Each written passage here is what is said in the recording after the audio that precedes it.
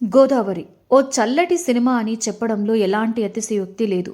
అద్భుతమైన కథతో వచ్చి అందరినీ తెగ అలరించిన ఈ సినిమా అప్పట్లో సెన్సేషన్ను క్రియేట్ చేసింది. ఇప్పటికీ ఈ సినిమాకు సపరేట్ ఫ్యాన్స్ ఉన్నారంటే అతిశయోక్తి కాదు. ఈ సినిమా చూసిన ప్రతి ఒక్కరికి కూడా ఆ గోదావరి పడవలో ప్రయాణం చేసిన ఫీలింగ్ ఖచ్చితంగా వస్తుంది. అలాంటి ఈ క్రేజీ సినిమా సుమంత్, కమలిని ముఖర్జీలు హీరో హీరోయిన్స్గా విపరీతమైన క్రేజ్ను అందుకున్నారు. అయితే ఈ సినిమాలో హీరోగా ముందుగా పవన్ కళ్యాణ్ని తీసుకోవాలి అనుకున్నారట. కానీ ఆయన ఈ చిత్రానికి నో చెప్పారట.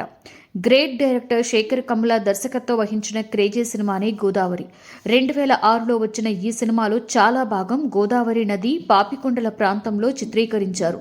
ముఖ్యంగా ఈ సినిమాలో సుమంత్, కమలిని ముఖర్జీలు హీరో హీరోయిన్స్గా నటించగా ఈ సినిమా సూపర్ హిట్గా నిలిచింది. సినిమాతో పాటుగా అందులోని పాటలు కూడా అదిరిపోయాయి.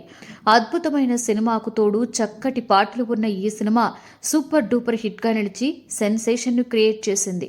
అయితే అందరికీ జీవితాంతం గుర్తుండిపోయే ఈ సినిమాలో హీరోగా సుమంత్ చేశారు. కానీ ఈ సినిమాలో హీరోగా ముందుగా వేరే స్టార్ నటుడిని తీసుకోవాలని డైరెక్టర్ శేఖర్ కమ్ముల అనుకున్నారట. అదే విషయం ఆయనతో చెప్పి సినిమా కథని కూడా వినిపించారట.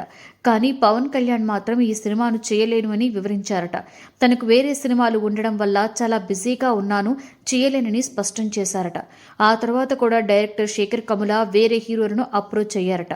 ముఖ్యంగా సూపర్ స్టార్ మహేష్ బాబుతో పాటు గోపీచంద్ని కూడా అడిగారట. కానీ వాళ్ళందరికీ కూడా డేట్లు ఖాళీగా లేకపోవడంతో ఈ సినిమాకు వాళ్ళు కూడా నో చెప్పారట. అలా ఈ ముగ్గురు హీరోల అవకాశాన్ని వదులుకోగా సుమంత్కి ఛాన్స్ వచ్చింది. ఈ అవకాశాన్ని అందిపుచ్చుకున్న సుమంత్ చక్కగా వాడుకుని బాగా నటించగా ఈ సినిమా సూపర్ హిట్గా నిలిచింది.